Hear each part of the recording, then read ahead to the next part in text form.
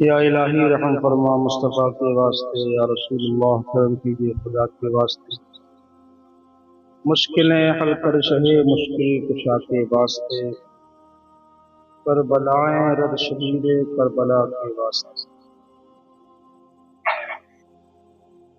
معزز سامعین حضرات، گزشتہ جمعہ میں نماز کے مسائل کے تعلق سے کچھ باتیں میں نے آپ کے گوش و گزار کی تھی، اور اس کے بارے میں مجھ سے کئی لوگوں نے بولا بھی کہ نماز کے مسائل وقتاً فوقتاً بیچ بیچ میں لوگوں تک پہنچنی چاہیے۔ کیوں تو بارہا ہم نے اس پر کوشش کی اور کئی مرتبہ نماز کے مکمل مسائل آپ تک پہنچائے۔ آج بھی انشاءاللہ نماز کے مسائل کے تعلق سے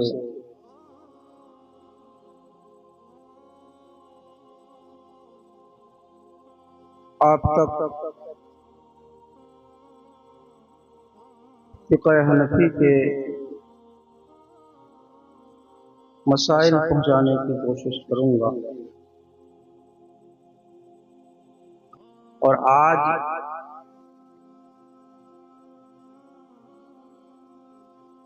نماز میں کیا کیا کام کرنے سے نماز ختم ہو جاتی ہے، ٹوٹ جاتی ہے، فاسد ہو جاتی ہے، وہ کون سے کام ہیں جن کے کرنے سے نماز ختم ہو جاتی ہے، یہ باتیں آج انشاءاللہ آپ سماعت کریں گے، جن کو مفسد نماز بھی کہتے ہیں، نماز فاسد کرنے والی چیزیں بھی کہتے ہیں۔ اور یہ وہ چیزیں ہیں کہ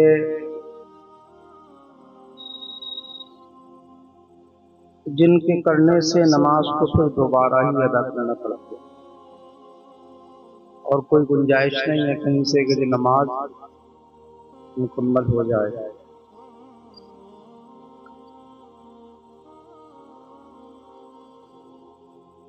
ایک مرتبہ پہلے درود پاک پڑھ لیں، اللہم صلی علی سیدنا و مولانا محمد وآلہ وبارک وسلم صلاۃ و سلام علیک یا رسول اللہ صلی اللہ علیہ وسلم۔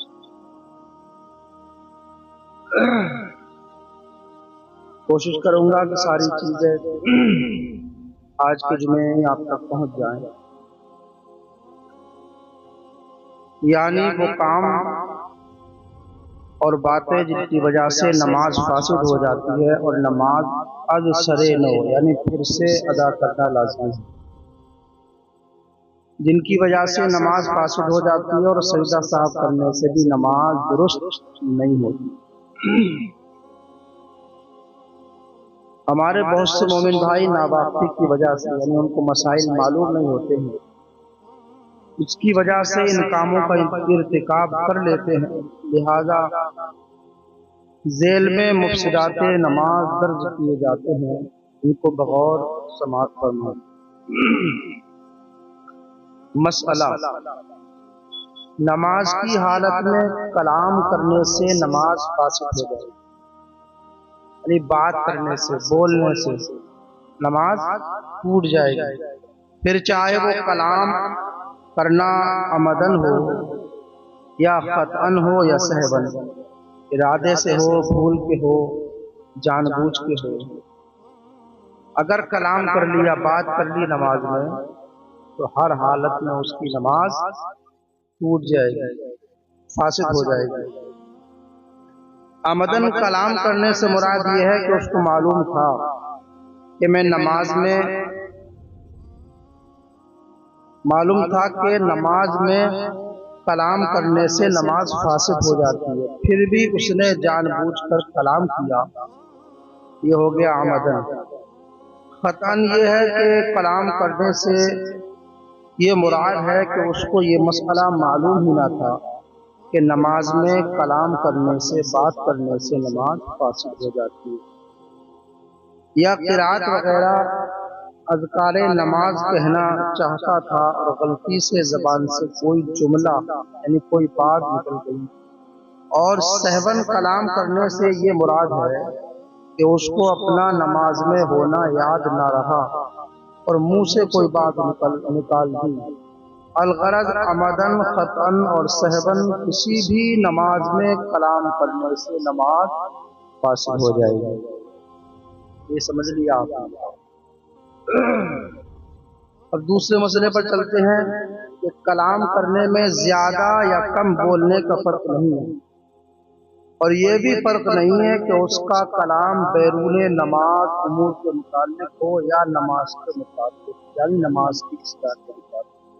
یہ کہہ رہے ہیں کہ کتنا بولا، زیادہ بولا، کم بولا، اس سے کوئی فرق نہیں پڑتا، نماز فاسد ہو جائے، چاہے وہ نماز کے باہر کے مسائل بتا رہا ہو یا نماز میں غلطی ہی کوئی کر رہا ہو اس کو بتا رہا ہو، تب بھی نماز فاسد ہو جائے گی، چاہے وہ دین کی ہی بات کیوں نہ بتائے نماز میں یا دنیاوی بات بتائے، بہرحال نماز فاسد ہو جائے گی، ختم ہو جائے گی، ٹوٹ جائے گی۔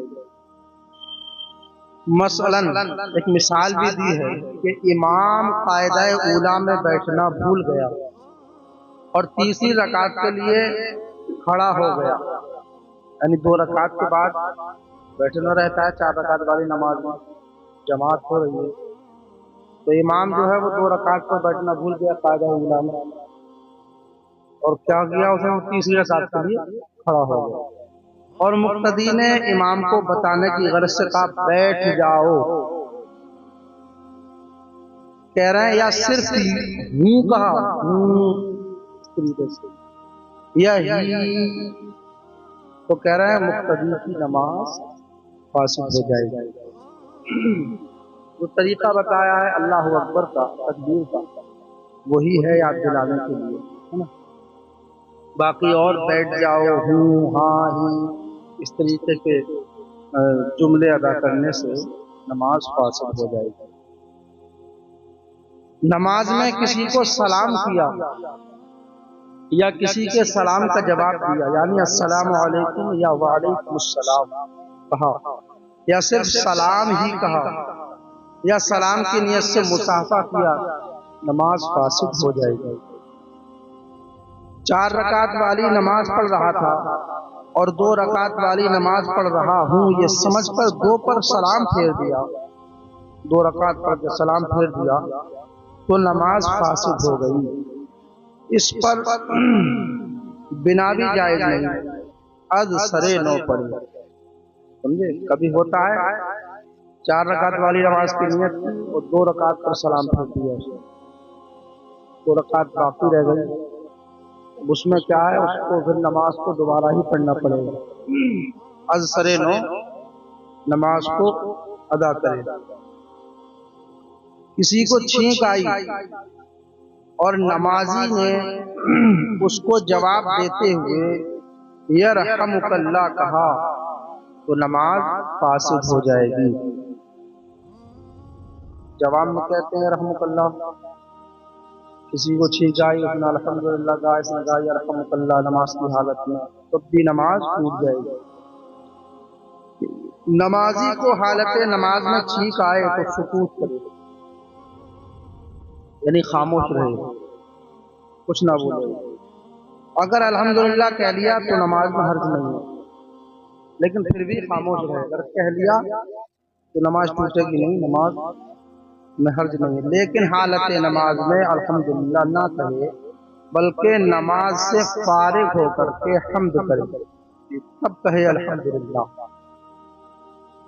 خوشی کی خبر سن کر الحمدللہ کہا یا بری خبر سن کر انا للہ و انا الیہ راجعون پڑھا تو نماز فاسد ہو گئی۔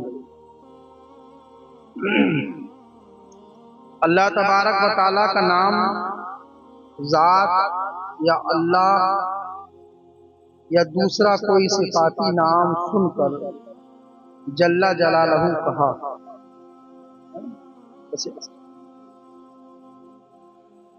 اللہ رب العزت کو کوئی بھی نام آیا ذاتی یا صفاتی، اس کے بعد ہم دودھ پڑھتے ہیں صلی اللہ علیہ وسلم کو جل جلالہ وعما نوالہ، جل جلالہ کہا، تو کہہ رہے ہیں کہ جیسے نماز میں ہی آتا ہے، بہت جگہ اللہ کا نام آتا ہے، اللہ اکبر جل جلالہ، الحمدللہ جل جلالہ وغیرہ، اس طریقے کوئی بھی خدا کا نام کہیں آیا ذاتی یا صفاتی اور اس کے بعد جل جلالہ کہا، یا حضور اکبر صلی اللہ تعالی علیہ وسلم کا اس میں شریف سن کر یعنی نام سن کر صلی اللہ تعالی علیہ وسلم کہا تو نماز فاسد ہو جائے گی، نماز ٹوٹ جائے گی۔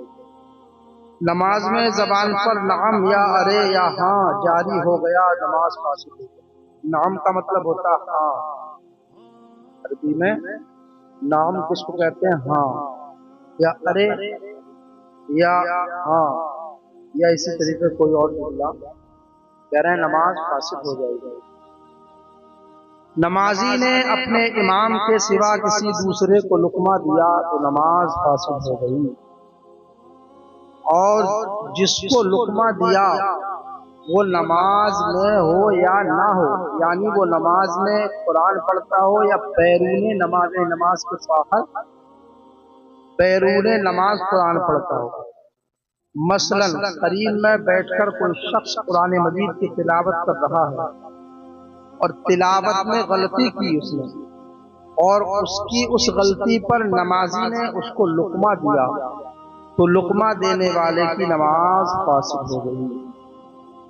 علاوہ ازیں وہ غلط پڑھنے والا نماز میں چاہے منفرد ہو یعنی اکیلا ہو یا مقتدی ہو یا کسی دوسرے کا امام ہو، بہر حالت مقتدی کو اپنے امام کے علاوہ کسی دوسرے کو لقمہ دینا جائز نہیں ہے بلکہ نماز فاسد ہے۔ اسی طرح مقتدی کے سوا کسی دوسرے کا لقمہ لینا بھی مفسد نماز ہے۔ امام نے اگر تو اس کا مقتدی نہیں ہے، نماز سے باہر ہے یا کوئی دوسری نماز پڑھ رہا ہے، اپنے مقتدی کے علاوہ امام نے کسی دوسرے کا لقمہ لے لیا تو نماز امام کی فاسد ہو گئی، اور امام کی فاسد ہوئی تو سارے مقتدیوں کی فاسد ہو گئی۔ مثلا امام نے قرات میں غلطی کی یا منفرد نے قرات میں غلطی کی یا امام نے ارکان نماز میں غلطی کی، مثال کے طور پر ایک رکعت کے بعد قاعدہ کر لیا اور اس کی غلطی پر ایسے شخص نے لقمہ دیا جو شریک جماعت نہیں یعنی جماعت میں شریک نہیں، اور امام نے اس کا لقمہ قبول کر لیا تو نماز فاسد ہو جائے گی۔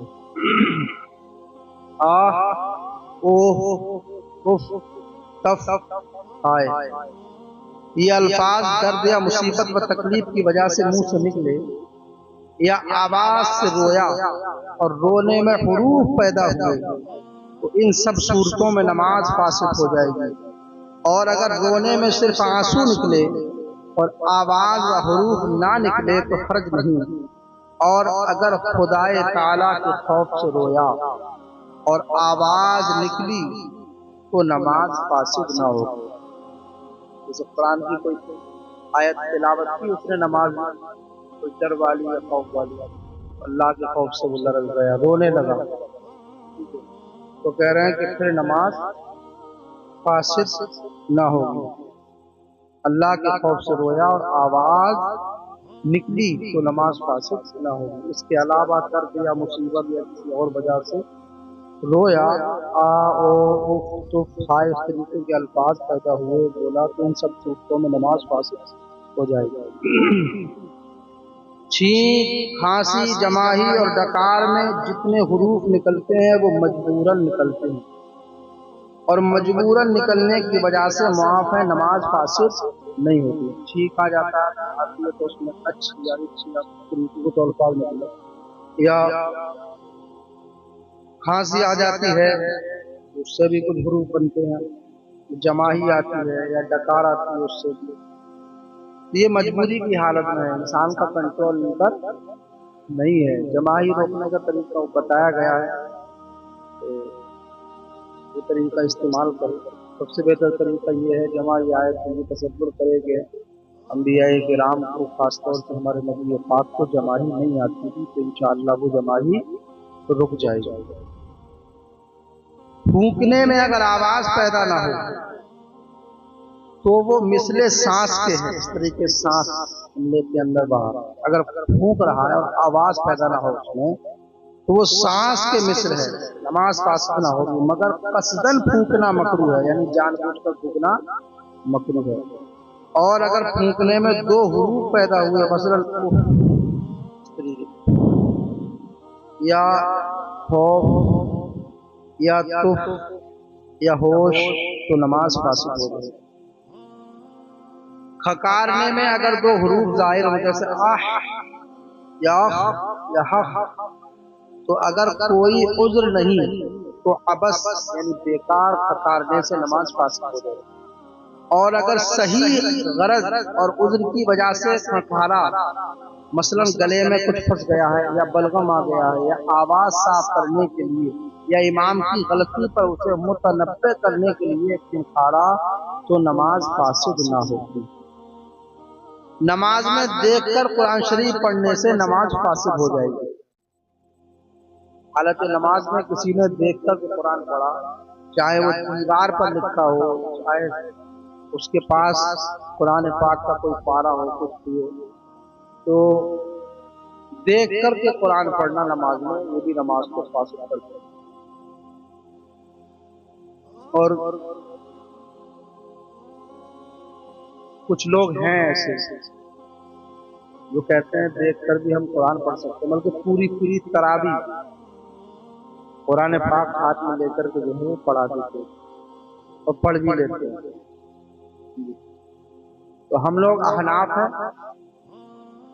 وہ اس مسلک سے ماننے والے ہیں وہ جانے، لیکن فقہ حنفی کا مسئلہ یہ ہے کہ دیکھ کر نماز میں کچھ بھی پڑھنا نماز فاسد کر دیتا ہے۔ ٹھیک ہے، کوئی بہکانے آ جائے آپ کو کہ نہیں ہو جائے گی تو اس کو نہیں جانا ہے نا۔ ہم لوگ احناف کا تو فقہ حنفی میں مسئلہ یہی ہے کہ دیکھ کر نماز پڑھنے سے نماز فاسد ہو جائے گی۔ مقتدی امام سے آگے کھڑا ہو گیا یا مقتدی نے امام سے پہلے کوئی رکن ادا کر لیا اور پورا رکن امام کے پہلے ادا کر لیا، مقتدی کی نماز فاسد ہو جائے۔ امام سے آگے کھڑا ہونا نماز کو فاسد کر دیتا ہے۔ امام سے پہلے کوئی رکن ادا کر لینا اور پورا رکن ادا کر لینا، مثال کے طور پر وہ رکوع میں امام سے پہلے چلا گیا اور اٹھ بھی امام سے پہلے گیا، نماز فاسد ہو جائے گی۔ لیکن کبھی ایسا ہوتا ہے کہ پہلے چلا گیا تو پھر وہ امام کے بعد ہی رکوع سے سر اٹھائے گا، ہے نا، کبھی جلد بازی میں ایسا ہو جائے۔ لیکن اگر رکوع میں پہلے چلا گیا یا سجدے میں پہلے چلا گیا یا کسی اور حالت میں امام سے پہلے چلا گیا اور پہلے ہی اٹھ گیا، نماز فاسد ہو جائے گی۔ نماز کی حالت میں دو صف جتنے چلنے سے نماز فاسد ہو جائے گی۔ دو صف کی دوری ہوتی ہے، اتنا انسان چل لیا حالت نماز میں تو نماز فاسد ہو جائے گی۔ اب کہیں گے آپ کہیں گے چلنے کی کیا؟ چلنے کی بہت ساری کنڈیشن آتی ہے، ہو سکتا ہے اس میں آگے آئے، ورنہ کسی موقع پر بتا دوں گا، کیونکہ اگر وہ ادھر میں نکل گیا تو یہ مسائل رہ جائیں گے۔ نماز میں قہقہا لگانا یعنی اتنی زور سے ہنسنا کہ قریب والا سن سکے، نماز فاسد ہو جائے گی اور وضو بھی ٹوٹ جائے گا۔ قہقہا لگانا بہت زور سے ہنستے، منہ کھول کے قہقہا لگانا، اگر قہقہا نہیں ہے تو اتنی زور سے ہنسا کہ پاس والے نے سن لیا تو نماز بھی گئی اور وضو بھی گیا، دوبارہ وضو کرنا پڑے گا، اس کو پھر نماز ادا کرنی پڑے گی۔ اگر نماز میں اتنی پست آواز سے ہنسا کہ خود سناؤ قریب والا نہیں سن سکا تو بھی نماز فاسد ہو گئی، البتہ اس صورت میں وضو نہیں ٹوٹے۔ تین چیزیں ہیں، ایک تو اتنی زور سے ہنسا कहा लगाया या इतनी जोर से कि पास वाले ने सुन लिया, तो वजू भी गया उसका। और वजू की नमाज की कुंजी क्या है? वजू है। वजू गया तो नमाज भी गई। इतनी जोर से हंसा कि खुद सुना उसने, पास वाले ने सुना, खुद सुना अपनी हंसी को। तो उससे उसकी नमाज फासिद हो जाएगी, वजू नहीं टूटे। फिर से उसी नियत से उसी वजू से नमाज नियत करके नमाज अदा करेंगे। और एक होता है मुस्कुराना, आवाज नहीं निकली, मुस्कुराया सिर्फ, तो मुस्कुराने से ना वजू गया और ना नमाज गई। नमाज की हालत में खाना पीना मुतलकन नमाज फासिद कर देता है।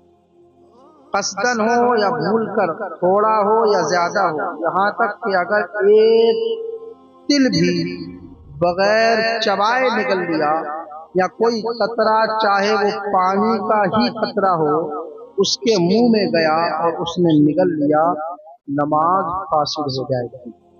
है ना? कितना बताया इन्होंने? नमाज की हालत में खाना पीना नमाज को फासिद कर देता है, जानबूझ के हो या भूल कर हो, थोड़ा हो या ज्यादा हो। एक तिल भी अगर बगैर चबाए भी निकल लिया तो नमाज फासिद हो जाएगी। कोई कतरा अगर पानी का हो और उसमें निकल लिया तो नमाज फासिद हो जाएगी।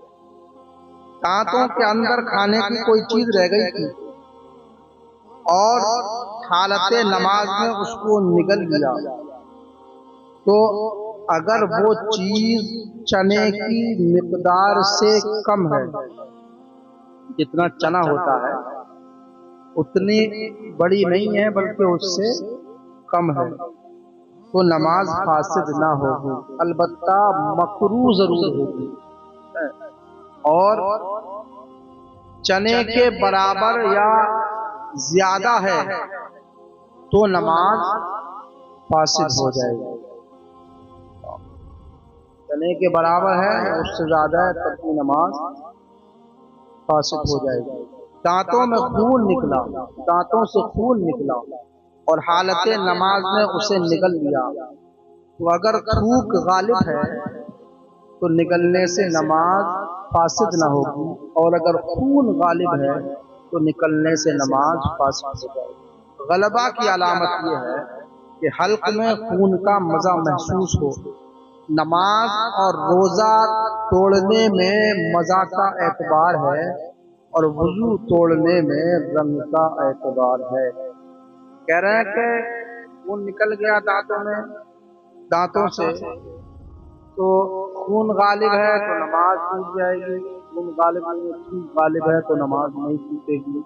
उसका ये है कि हलक में अगर खून का मजा महसूस होने लगे तो समझ लो खून गालिब है, टूट नहीं, तो नमाज टूट जाएगी।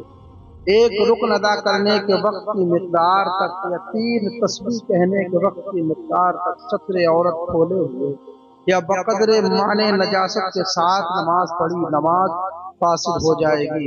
ये उस सूरत में है कि बिला कस्द हो, और अगर कस्दन सतर खोला तो फौरन नमाज फासिद हो जाएगी, अगरचे फौरन ढांक ले।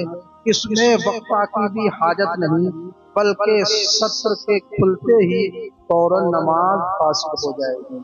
ये मसला मैंने आपको पिछले जुमे में भी बताया था, और वो इसलिए बताया था कि कुछ लोग पैंट शर्ट पहनकर नमाज पढ़ते हैं और नाक के नीचे का उनका हिस्सा पीछे से जब सजदे में जाते हैं या रुकू में जाते हैं तो ये खुल जाता है, और जब खुल गया तो इतनी देर तक खुला रहा जितनी देर तक 3 बार सुभान अल्लाह कहा जाए, नमाज फासिद हो जाएगी। वो लोग जो भी छोटे कपड़े पहन के आते हैं नमाज पढ़ने के लिए, तो इन चीजों का बहुत एहतियात रखते हैं नमाज की हालत, क्योंकि आप नमाज पढ़ने के लिए भी आ रहे हैं और आपकी नमाज ना हो तो वो फायदा नहीं। नाप से लेकर घुटनों के नीचे तक का कोई भी हिस्सा आगे या पीछे से मर्द का खुल गया, औरत का तो फिर सिवाय चेहरे के, हाथ की हथेलियों के, पैर के तलवों के अलावा पूरा बदन ढका हुआ होना चाहिए। लेकिन मैं मर्द की बात कर रहा हूँ कि नाप से लेके घुटने के नीचे तक, घुटने उसमें शामिल है। जो फटी हुई पैंट पहनते हैं उनको भी मैं बताना चाहता हूँ, जो फैशन चला है ना फटी हुई पैंट का, कट लगे हुए होते हैं, तो वो भी गौर करें इन चीजों पर کہ اگر 3 مرتبہ سبحان اللہ کہنے کی دیر تک کھلا رہا تو نماز ان کی فاسد ہو جائے گی. وہ حصہ جو نماز میں چھپانا ضروری ہے نا. ان چیزوں کا خاص طور سے آپ خیال رکھیں، کیونکہ اب ہو گیا وقت. ایک مسئلہ اور سن لیں، اس کے بعد انشاءاللہ ختم کروں.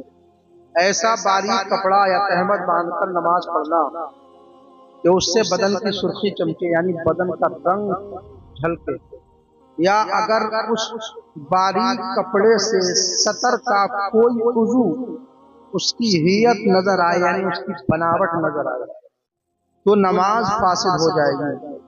اسی طرح عورتوں کا وہ دوپٹہ کہ جس سے سر کے بالوں کی سیاہی چمکے مفسد نماز ہے، یعنی نماز فاسد ہو جائے گی. اتنا باریک کپڑا پہننا کہ جس کی رنگت نظر آئے، یا اتنا باریک کپڑا پہننا یا اس کے جو انسان کے جو اعضاء ہیں، پارٹس ہیں، ان کی ہیئت، ان کی بناوٹ بالکل دکھائی دے کھڑی، اور عورتیں اتنا باریک دوپٹہ اوڑھ کر کے نماز پڑھیں کہ ان کے بالوں کی رنگت سیاہی نظر آتی ہے، تب بھی نماز فاسد ہو جائے گی. یہ مسائل اسی لیے بتائے جاتے ہیں کہ مسائل کو سننا نہیں ہے، بلکہ سن کر کے اپنے اندر ان چیزوں کو دیکھنا ہے، کہیں ہمارے اندر یہ خامیاں تو نہیں ہے نا. ان چیزوں کا خیال رکھیں گے آپ. اس لیے کہ یہ ستر عورت یعنی بدن کا چھپانا کیا ہے، نماز کی شرطوں میں سے ایک شرط ہے. اور یہ کب؟ نماز کے اندر نہیں، نماز شروع کرنے سے پہلے پایا جانا یہ ضروری ہے نا. طہارت باقی ہو گئی اور ستر عورت، 6 شرطیں ہیں نماز کی. طہارت، باقی نمازی کا بدن، نمازی کپڑے، اور جس جگہ پر نماز پڑھتا ہو وہ جگہ کا پاک ہونا. پھر آ گیا ستر عورت، یعنی جتنے بدن پر پردہ فرض ہے مرد اور عورت کو، وہ بدن ڈھکا ہوا ہونا چاہیے حالت نماز. تیسرا کیا؟ استقبال قبلہ، کعبے کی طرف انسان کا منہ ہو. اب اسی میں بات ختم کر رہا ہوں میں، کیونکہ مسائل بہت سارے رہ گئے. استقبال قبلہ یہ نماز کی شرطوں میں سے ایک شرط ہے، اور نماز شروع کرنے سے پہلے اس کا پایا جانا ضروری ہے. یعنی نمازی کا جو منہ ہو وہ خانہ کعبہ کی طرف ہو، جو اس کا رخ ہو، جو اس کا ڈائریکشن ہو بالکل خانہ کعبہ کی طرف ہو اس کا رخ. باہر جو صفیں لگتی ہیں، اور خاص طور سے یہ جو مسجد کے باہر یہ پیڑی ہے، یہ بھی جو صف لگتی ہے، تو اس پر یہ گھوم تو نہیں سکتی، صحیح نہیں ہو سکتی. تو اس پر کیا کرنا ہے آپ کو؟ گھوم کے کھڑا ہونا ہے نا.